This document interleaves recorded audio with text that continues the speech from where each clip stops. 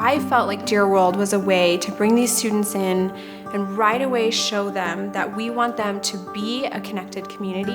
You have to be able to work with people. You have to be able to connect with others. You have to be able to find strengths in others and work together and be innovative and creative. And you can't do that if you don't have a connection with those around you. And that's really why I wanted Dear World, to build that connection and that community with our students. Our goal was to provide them with an experience that would let them reflect on who they are and share that with their peers. So we've asked Dear World to come here and be part of our engineering launch for you.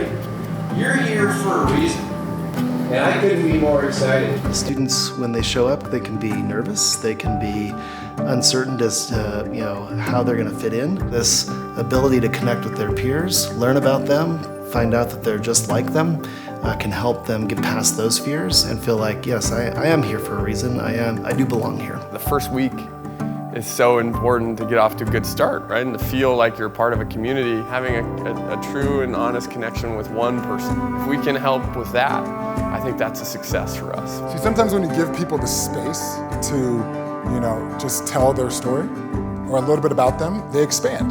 So I'm gonna give you 5 minutes and I want you to tell your Dear World story. Whatever you circled, I want you to take us there. Give Connie Childs, a senior here, a big round of applause.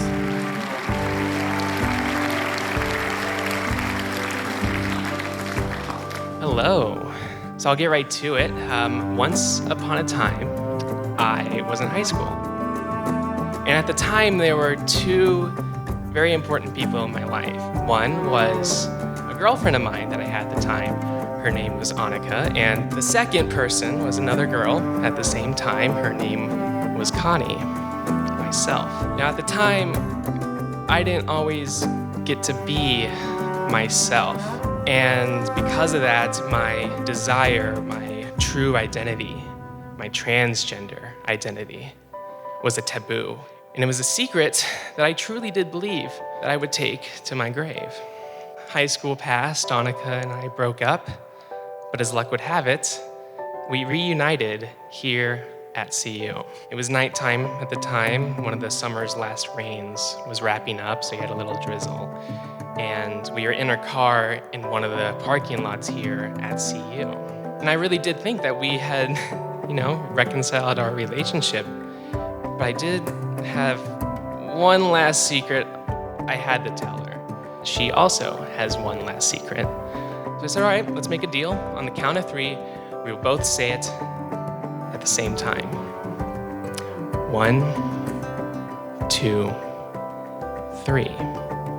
I screamed out to her, I'm transgender. And then she screamed out to me, I'm bisexual.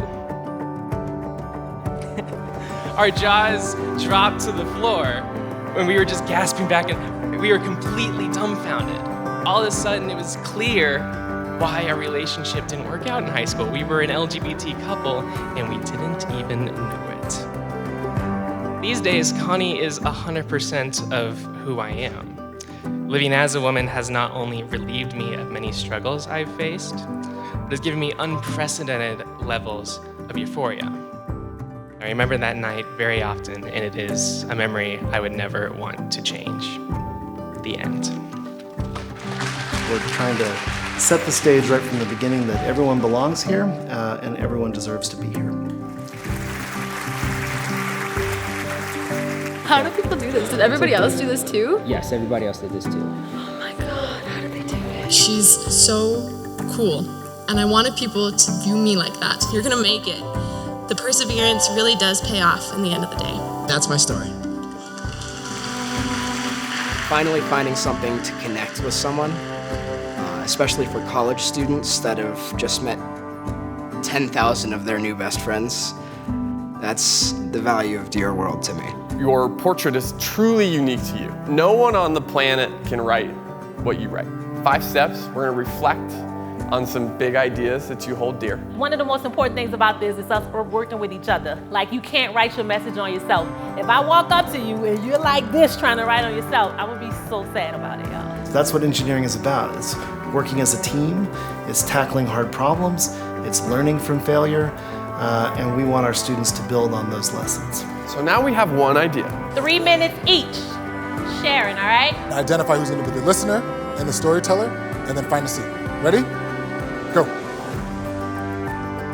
They felt heard. They felt like their story was important. They felt part of something. And that's so important because we don't really create that many opportunities like this for all of our students. You have to find your people. Connie shared in her story that she had her friend and how that person helped her become, this new person that she wanted to be. Every student here needs to find their community. They need to find their people. And not everyone's gonna have a story like Connie's. They'll have their own story. And it's just important for it to be heard and to be recognized.